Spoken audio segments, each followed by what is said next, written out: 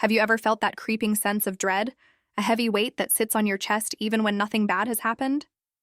That gnawing, invisible pressure that tells you that something is wrong, even if you can't put your finger on it? Imagine waking up every day feeling like your own mind has become the enemy, where even simple decisions feel impossible, and your heart races at moments when it shouldn't. This isn't imagination. This is real. And today, I want to tell you the story of a client who lived through that reality. Someone who once felt like anxiety had completely taken over her life, and how, through a journey of treatment, self-awareness, and small but deliberate changes, she found her path to freedom. Let's call her Clara. Clara came to me after years of struggling silently, after countless nights spent staring at the ceiling, her mind racing with what-ifs that never seemed to stop. On the outside, she looked normal.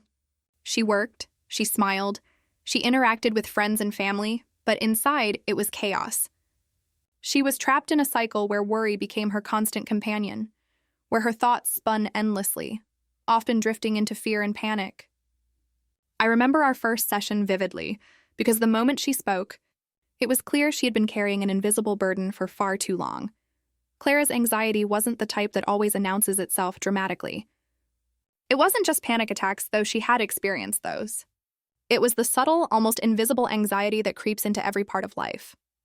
It made decision-making exhausting, it made social interactions stressful, and it made her feel constantly on edge. She described it as a constant hum in the background of her mind, a low-level fear that was always waiting to spike. And the most difficult part?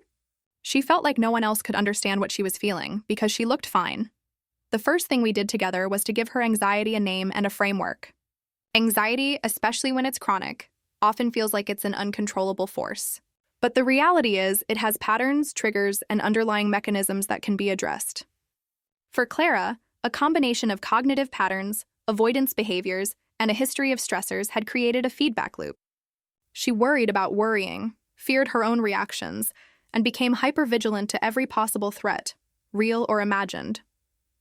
Understanding this was the first step, not as a cure, but as a map, a way to see where the anxiety was coming from and how it had entrenched itself in her life. We started with what I call the observation phase. This isn't about jumping into therapy, techniques, or medications immediately. It's about noticing. Clara began to track her anxiety episodes, noting what time of day they were strongest, what thoughts preceded them, and how her body reacted. She wrote about the tension in her shoulders, the racing heartbeat, the shortness of breath, the clenching in her stomach. Simply observing without judgment gave her an unexpected sense of control. She could see the patterns forming, and patterns are something that can be changed. Next, we worked on grounding techniques and mindfulness. Clara had never practiced being present in the moment because her mind was always somewhere else, racing into the future or spiraling into imagined scenarios. Simple exercises, focusing on her breath, noticing sensations in her body, observing sounds and sights around her, helped her slow down. It was subtle at first. Some days, she could only focus for 30 seconds before her mind wandered. But over time, those small anchors in the present became a lifeline. When anxiety threatened to take over, she could come back to now, which is one of the most powerful tools against panic and chronic worry. We also explored the root causes of her anxiety. Often, what we feel on the surface is just a symptom of deeper, unresolved experiences. Clara had grown up in a home where uncertainty felt unsafe, where mistakes were criticized, and where emotional expression was discouraged. Over the years, she had internalized the idea that the world was unpredictable and dangerous, and that she had to be constantly vigilant. Recognizing these patterns was not about blaming anyone. It was about understanding why her mind had developed this way, and how she could begin to gently reprogram her responses. One of the most transformative steps was learning to confront her avoidance. Anxiety thrives on avoidance. If you avoid a situation, the fear seems justified, and the mind learns that it is unsafe. For Clara, this meant small, gradual exposure. We started with very low-stakes situations, making a phone call she had been putting off, going to a cafe at a quiet time, speaking up in a small meeting. Each step felt intimidating, and each success was celebrated.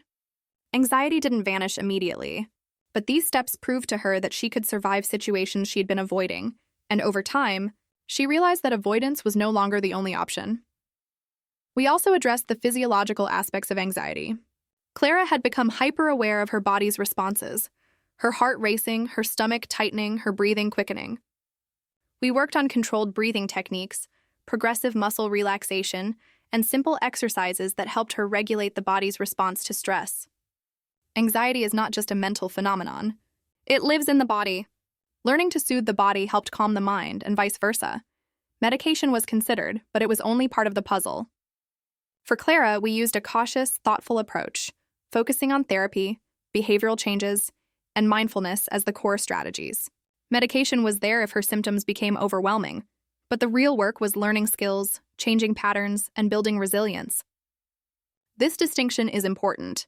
There is no single solution for anxiety, and every journey must be personalized. Another key aspect of her recovery was restructuring negative thought patterns. Clara had a habit of catastrophic thinking.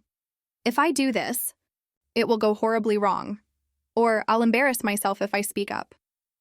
We worked together to challenge these thoughts, testing their validity and creating alternative perspectives.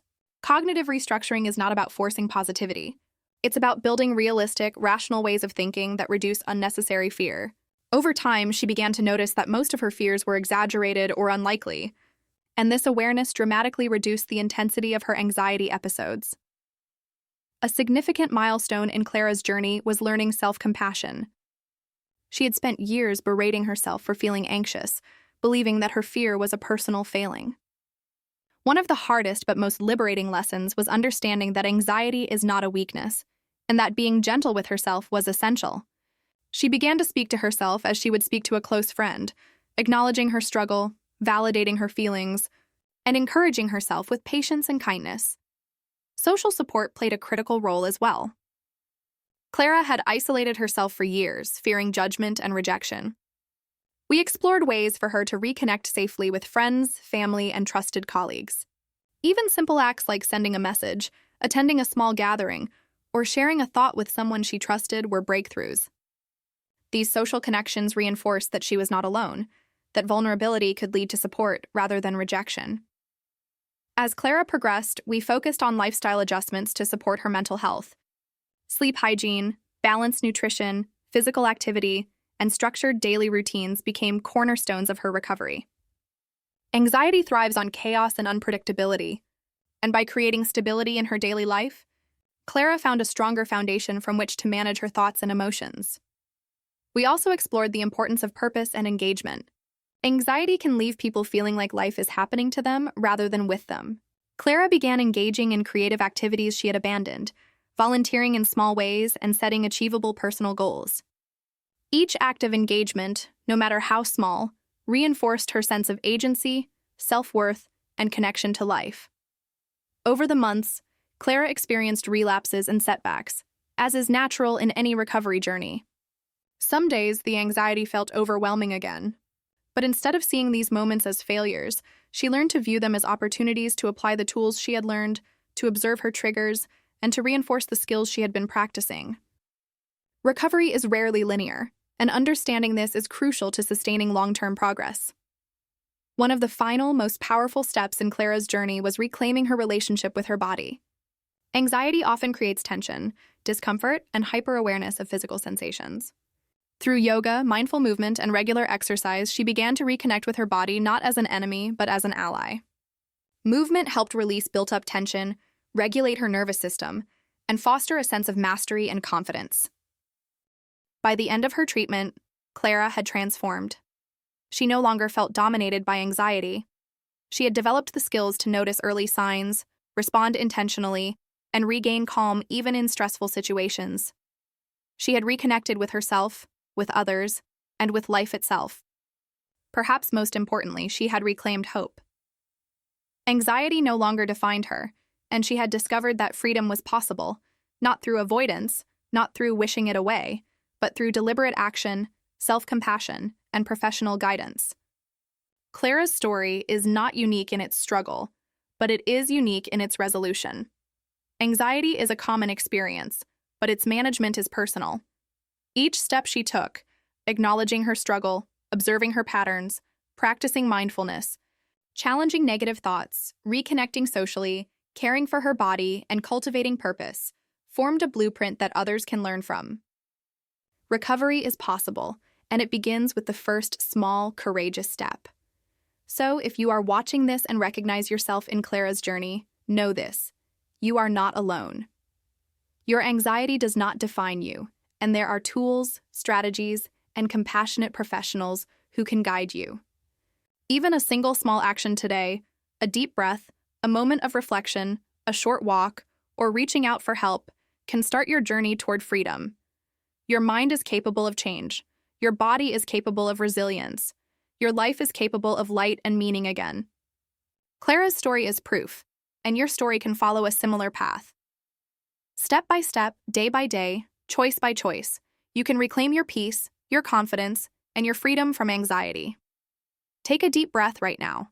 Let it remind you that you are capable, that you are deserving, and that your journey to freedom can begin today. Recovery is not a sudden leap. It is a series of small, deliberate actions, and it starts with you here, now.